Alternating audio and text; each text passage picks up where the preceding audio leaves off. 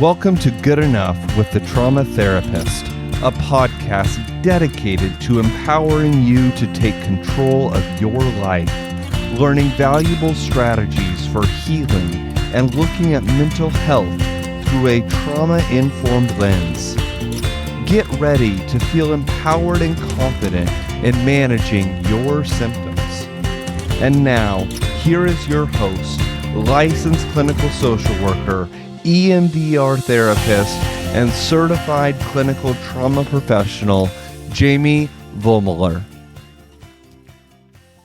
Welcome to Good Enough. I am your host, Jamie Vollmoeller from Long Island EMDR.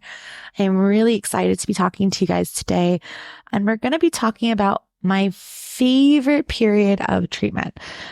Might be surprising to some people. So I notice a pattern in treatment with a lot of my clients.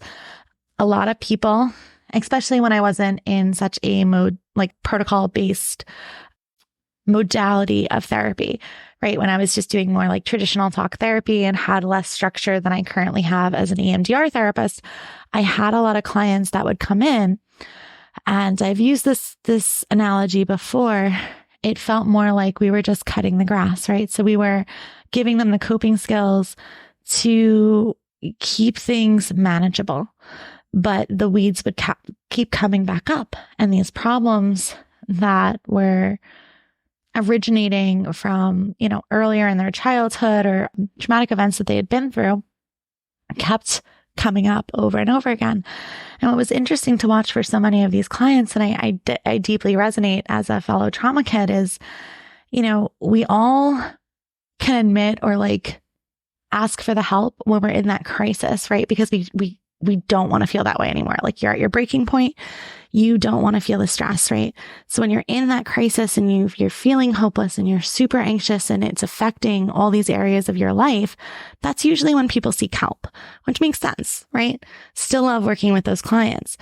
But what I found was a lot of those clients, once they get out of that crisis stage, right? Once we stop playing firefighter and putting all the fires out in their life and teach them the coping skills so that they can manage and, keep the lawn and the weeds mowed down so that they're manageable. A lot of those clients feel like, okay, that's good enough. And it's still too scary to do that deeper work because now they're out of that crisis stage. But what happens is I'll get a phone call 6 months later, 3 months later, a year later sometimes, and something in their life will come up that'll trigger all of that stuff that they originally went to therapy for. And I see this a lot, but it's the same patterns repeating over and over again. So my favorite part of treatment is really, honestly, when we get through the learning the coping skills stage and self-regulation and out of the constant crisis cycle. It's actually the best time to be in therapy, in my opinion, because that's the time that you get to do preventative work. And in healthcare in general, to be able to do preventative healthcare is kind of amazing because our culture is so very reactive to problems. It's just kind of how the system's set up, especially, to get help, right? You have to have a crisis that would warrant some sort of, or symptoms that would warrant some sort of diagnosis, right? Insurance companies get very, very hard to continue care for someone who might not be in crisis if you're on insurance, which is part of the reason that we don't work with all insurance companies because some insurance companies are more restrictive than others in allowing people to get the therapy that they need to truly heal and not just live, right? I think there's a difference between surviving and thriving. And insurance companies are really only interested in the former, right? They just need you to live, right? That's their goal and keep their bottom line low. So for many people, what's actually really, really helpful to them to break that chronic stress cycle is when they're in this now calm, regulated body and the chronic stress has finally lifted, right? To discuss all the things that are coming up from them and start really looking and examining at where those patterns came from. And that can be really important because when we're in crisis mode, again, how trauma affects the brain is that it's hard for us to access the logical part of our brains when we are feeling triggered. And when you're in crisis mode, that's the definition of being triggered. So you might have these coping skills, you might be better at using them. But when we're not doing the deeper work to identify the root cause of that issue, I can pretty much guarantee you at some point in your life, it's going to come up again. So if you have the resources and the time to do that work and go deeper when you're in a safe emotional state, that is the best time to do that work. And I think that's just a really important part of therapy that doesn't get talked about. And I also think that it's a part that I wanted to talk about because I feel like so many people feel like therapy is this never ending journey for them, where they go at different stages of their lives. And, even for people who've really worked through their stuff, we can go at different stages. I have taken breaks from therapy and gone back many a time. But for a lot of us trauma kids, that's really more of an avoidance strategy. It's like, I'll ask for help only when I absolutely need it versus asking for help on a consistent basis because I'm deserving and worthy of that help. And I believe in my capability to get better, right? Those are two very different mindsets. And I think as trauma kids, we can get to that breaking point where we're like, okay, now I need to put myself first. Now I need to make time for that 1 hour a week. But especially with our busy lives, when things start to ease up, it becomes really easy to make all those excuses about why right now isn't the time to delve into all this deep stuff that's going to be really hard for you to work through, especially when you're finally starting to feel better, right? And that's important to keep in mind. Like you feel good, so you're like, I don't want to talk about any of this stuff anymore. It's going to bring it all up. And that's most of my clients' fears. It's probably also why I have so many long-term clients, because once they get stable, a lot of my clients really like to stay and do that deeper work because they have the insight to know their patterns and do more preventative stuff and strengthen those connections with the positive beliefs they want to have about themselves and decrease their sensitivity to everyday triggers that, still come up for them. And some of them do take breaks and come back in maintenance mode. But the difference for those clients is they tend to come back a lot earlier on, right? So the clients that do the deep work and are trying to make the real progress, that doesn't mean that their journey is finished and that they didn't work hard enough if they need to come to therapy again. That's certainly not what I'm saying. What I'm saying is that the clients that stay to do that deeper work, if something else does come up that's a trigger later on, because they've done that deeper work and because they are more prone to believe that they are worthy of self-care and they are more aware of their triggers and they are more aware of their early warning signs of, mental health starting to deteriorate, they are better able to take that first step and be like, okay, I need help now before it's dire. And my clients who, kind of pop in and out of therapy throughout their lives and don't really do that deeper work and just only come in crisis mode, those clients who I honestly have very few of at this point in my career, but those clients that I had, earlier on in my career really had more of a struggle with identifying like, hey, I need help now. They would always push it off further and further because I can just get through it. I can just get through it until they were in absolute crisis mode. And so for our listeners, whether it's for you or a family member or a child, like something really important to think about, because I know a lot of the parents we work with will say that too. Well, like, okay, well now everything's great, right? Like school's going to end soon, right? And I worked with so many parents over my career that's like, summer's not an issue for them. Right. So they don't need to be in therapy in summer because it's not a stressful time for them.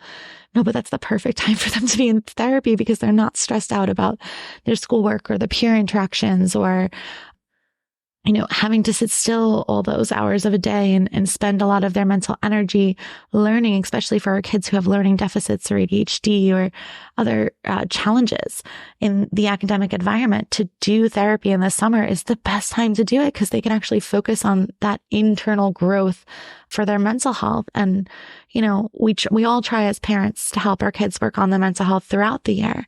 But during academics, it's just natural for us to push them more towards working on that goal.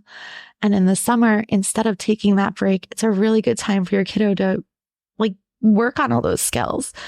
So when we come back from break, we will get into this more, guys. But I just wanted to remind you that it's just so important to really get to the root cause of problems. And when we get back, we will talk about that. You've been listening to Good Enough with Jamie Vollmoeller. Thank you for listening to Good Enough with a Trauma Therapist. This is your host, Jamie Vollmoeller. If you live in the states of New York or Missouri, we'd love to work with you. New Yorkers, give us a call at Long Island EMDR at 631-503-1539 or visit our website at liemdr.com. And for those of you living in Missouri, please call Brave Counseling and Psychiatry at 573-825-6441. Visit brave-mo.com.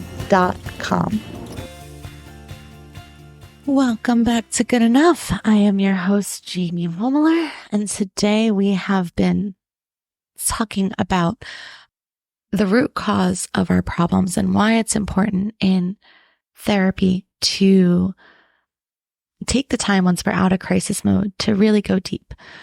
And I'm going to get into that root cause analogy and why it's important and why those skills are really hard to be learned when we're in that chronic crisis mode. So if we go and think about how we feel when our bodies are under chronic stress, right? And we're in like firefighting mode. So for those of you who don't know what firefighting mode is, when I say firefighting mode, what I mean is every week in your life, there seems to be like a fire that becomes the crisis or the catastrophe that you need to put out. And some of those can be things that are truly beyond our control. Some of us just have really traumatizing lives that are truly beyond our control and they are chronically stressful. And some of us take on things in adulthood that maybe we don't need to. We just have really poor boundaries and struggle to protect ourselves from people who would abuse those boundaries, right? So when we're in chronic crisis mode and we're putting out fires, our fight, flight, freeze, really. So that part of our brain is lit up. And I've talked about this a million times, guys. When that's activated, it's really, really hard to access your prefrontal cortex. It's really, really hard to access that logical part of your brain that knows that we might be catastrophizing that situation, or, it doesn't have to be the crisis that we're making it. We don't have to solve it right now. That a lot of that is our inner anxiety, our inner critic talking to us, and we don't need to respond with such urgency. And that in fact, the urgency that which we are responding with is keeping us caught in this endless cycle of constant crises. And I say this as someone who's been there. I'm not judging that cycle at all, but I think it's really, really important once people get out of that mode to recognize that if you have not yet figured out what are the triggers to this constant crisis modes, what are the deeper issues that I need to work on? It's great when you have coping skills that can help you, counteract those thoughts or replace negative coping skills with more positive behaviors. All of those things are really, really great. And they definitely are progress in therapy.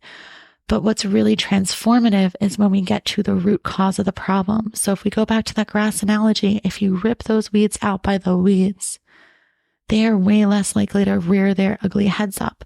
That's why gardeners, they weed, they rip them out by the roots. They don't just trim them because it's twice the amount of work, right? And that's really what we're doing when we go to therapy and we don't allow ourselves the time or the respect to go as deep as we need to. Because also when we're in that constant crisis mode, many of us who experience trauma in our lives are dissociative. There are varying degrees and levels of dissociation. And being aware of those dissociative parts and when things are coming up for you can be really, really, really challenging if you have not done that deeper work, right? If you're constantly in crisis mode. The people in my life know I'm going through a lot right now, emotionally. And I've definitely had some like PTSD triggers for sure. Hence why I had horrible insomnia last night, because we all still struggle with things, right? But, I can recognize now because I've done that deeper work. I was listening to Patrick Tian, who's a specialist that does a lot in childhood abuse and especially narcissistic abuse. That's not necessarily specific to my situation, but it is the research that he does is specific to a lot of people who have childhood abuse. And he went into the 5 different trauma personalities in one of his YouTube episodes, which was truly, really, really very, very educational. And I sent it to many of my clients because I just felt like it was so relatable. But in this episode, which I can tag in the comments on our podcast, he goes into all of these different trauma responses. And I was listening to it actually earlier last week and was like, oh my gosh, in the past week, I think I have gone in and out of all 5 of those trauma responses at one point or another, which is really interesting to me. And a lot of people might look at that as a defeat. See, for me, I look at that as I managed to, not dissociate for such long periods of time. Like there was periods of time in my life where I would be the darkness and super, super depressed for years on ends, or I would be, the are we good enough and constantly sacrificing myself for others. Like I go through these seasons in my life where these parts will really take over the whole. It's what we say in the therapy world when that triggered inner child self comes up and you start acting in ways that your logical brain knows are probably an overreaction and truly are a trauma response. But once you integrate those and you're aware of them, it becomes a lot easier to recognize when they're coming up and to re-regulate yourself and talk to yourself and talk to that younger child and the fears and anxieties that they have and help them realize that right now, right here, I am safe, right? And until you do that deeper work, it can be really, really hard to ever feel truly safe in your body. And those parts of you will stay dissociated. And that's why these patterns come up, because we push those parts down. I think of the big one that I think of is the hostile, right? He goes into this personality called the hostile. And that's, for me, that was teenage me. Like by that point in my life, I was just angry and I was out to annihilate everyone and I didn't care. Like I just didn't care. It was the, 0 F's given, Jamie. That was truly me at 16. But there's a reason for that, right? Like that part of me was a protective part of self. And it was necessary because the part that came before it was so self-sacrificing that it was truly detrimental to my well-being. So, but what happens is those parts of us that act out in these ways that aren't exactly, other than the are we good enough one, people tend to have the biggest issue separating from that trauma response because it's the one we receive the most praise for. So it's the hardest one for us to identify as truly negative. Whereas like the hostile, the aggressive in me, that's something that, I've always disliked that part of my personality, and learning to even view that era in my life differently and look at, 16-year-old me's strength and the fact that she actually, found her voice and was trying to advocate for herself. And even if she wasn't doing it right, she was trying, and she took accountability and she made a lot of mistakes, but she also grew a lot. And she's the reason I survived some really, really hard years.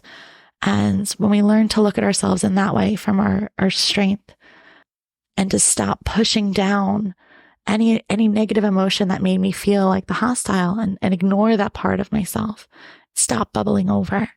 And I was able to see myself when I became like more aggressive in my communication and take a breath and like pull back and be like, okay, recalibrate. That's not how you want to come across. That's not how we need to come across now, because it's safe enough to communicate how we feel and what we need right now without making threats, without getting crazy, without, losing your cool. You don't need to do that.